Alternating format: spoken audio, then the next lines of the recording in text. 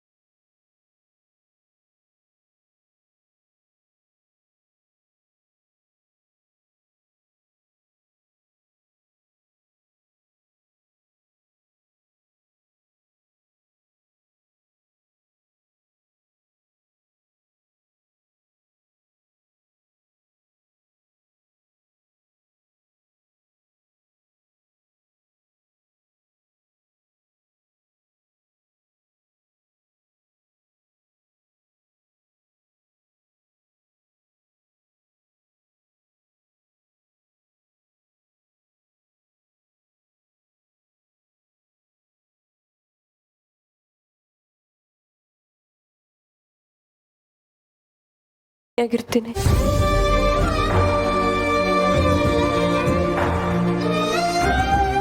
ನನಗೆ ಜೀವನ ಸಾಕಾಗಿದೆ. ಈ ಗೊಂದಲದ ಜೀವನ ನಡೆಸೋ ಬದಲು ಇದರಿಂದ ಮುಕ್ತಿ ಪಡ್ಕೊಳ್ಳೋಣ ಅಂತ ಅನಿಸಿದೆ. ಜೀವನ ಅಂದಮೇಲೆ ನೋವು, ನಲಿವು, ಏಳು ಬೀಳು ಎಲ್ಲ ಇರುತ್ತೆ. ನಾವಾದಷ್ಟು ಬೆಳಕಿನ ಕಡೆ ನಡಿಬೇಕೆ ಹೊರತು ಚಿಗುಪ್ಸೆ ಅನ್ನೋ ಕತ್ಲಲ್ಲಿ ಕೂರಬಾರ್ದು. ನನಗೂ ಕತ್ಲನ್ನು ಕಳೆದು ಬೆಳಕಿನ ಕಡೆ ಹೋಗ್ಬೇಕು ಅಂತ ಆಸೆ ಇದೆ. ಆದ್ರೆ ಸುತ್ತಲೂ ಕತ್ಲ ಆವರಿಸ್ಕೊಂಡಿರೋ ನನ್ನ ಬಾಳಿಗೆ ಬೆಳಕು ತರೋದಕ್ಕೆ ಒಂದು ಚಿಕ್ಕ ಬೆಂಕಿ ಕಡ್ಡಿನೂ ಕಾಣಿಸ್ತಾ ಇಲ್ಲ. ಜಾಸ್ತಿ ಮಾತಾಡಿ ಅವ್ರಿಗೆ ತೊಂದರೆ ಕೊಡಬೇಡಿ.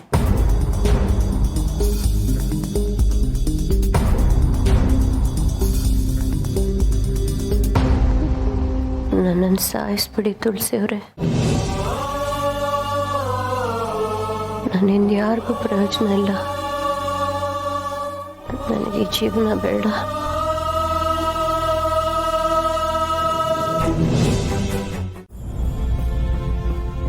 ತುಳಸಿಯವರೇ, ಏನಷ್ಟೊಂದು ಯೋಚನೆ ಮಾಡ್ತಾ ಇದ್ದೀರಾ? ನಾನು ಬಂದಿದ್ದು ನಿಮಗೆ ಗೊತ್ತಾಗಿಲ್ಲ ಅನ್ಸುತ್ತೆ.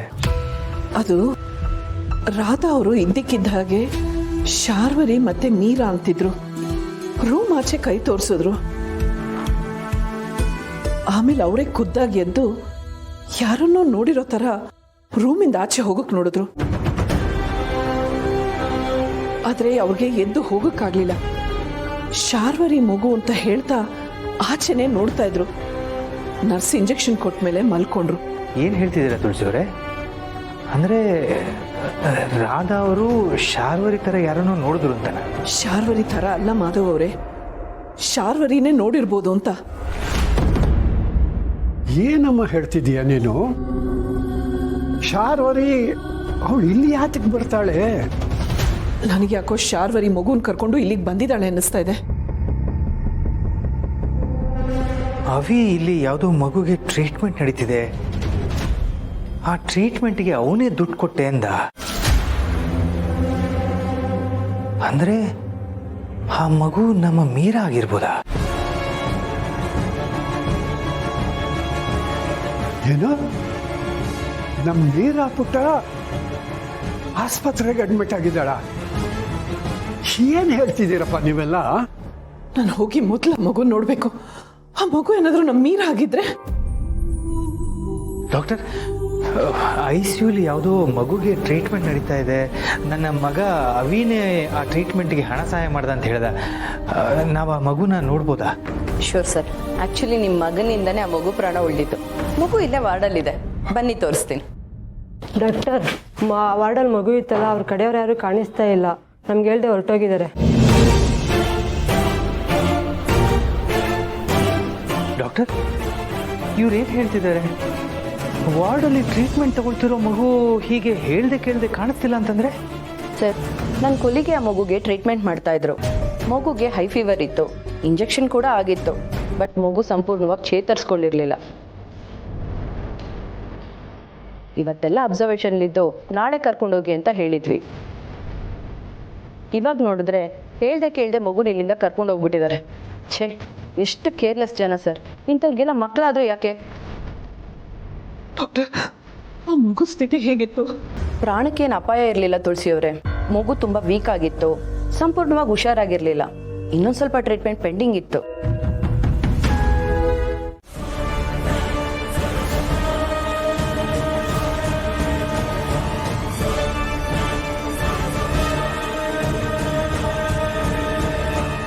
ಡಾಕ್ಟರ್, ಇನ್ನೊಮ್ಮೆ ಹೆಸರು ಚೆಕ್ ಮಾಡಿ. ಅದು ಶಾರ್ವರಿ ಅಂತಾನ? ಹೌದು ಸರ್, ಶಾರ್ವರಿನೇ.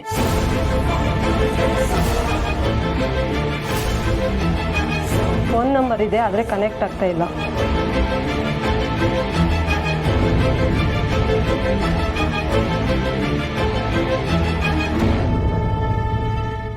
ಡಾಕ್ಟರ್, ಸರಿಯಾಗಿ ನೋಡಿ, ಈ ಮಗುನೇನಾ?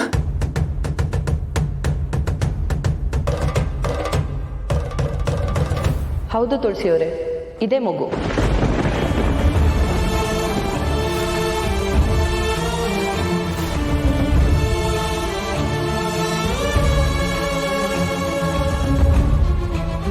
ಮೀರಾ, ನೀನು ಇಷ್ಟು ಹತ್ರದಲ್ಲೇ ಇದ್ರು ನನಗೆ ಗೊತ್ತಾಗ್ಲಿಲ್ಲ.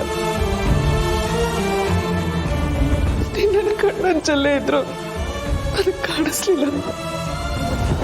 ನೀನು ಹೇಗಿದೆಯೋ? ಏನಾಯ್ತು?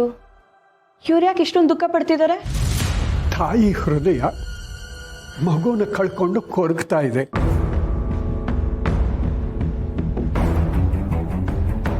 ಆ ಮಗು ನಮ್ಮನೆ ಕುಡಿ. ಆ ಹೆಂಗಸು ಆ ಮಗುನ ಕಿಡ್ನಾಪ್ ಮಾಡಿದ್ದಾಳೆ.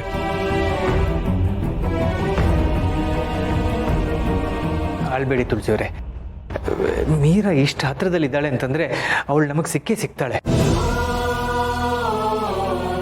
ಡಾಕ್ಟರ್ ಹೇಳ್ತಾ ಇದ್ದಾರಲ್ಲ, ಅವಳ ಪ್ರಾಣಕ್ಕೇನು ಅಪಾಯ ಇಲ್ಲ ಅಂತ. ದಯವಿಟ್ಟು ನೀವು ನೊಂದ್ಕೋಬೇಡಿ. ಸರ್, ಆ ಹೆಂಗಸು ನೆಕ್ಸ್ಟ್ ಟೈಮ್ ಈ ಕಡೆ ಬಂದರೆ ಖಂಡಿತವಾಗ್ಲೂ ನಿಮ್ಗೆ ಇನ್ಫಾರ್ಮ್ ಮಾಡ್ತೀವಿ. ಯೋಚನೆ ಮಾಡಬೇಡಿ.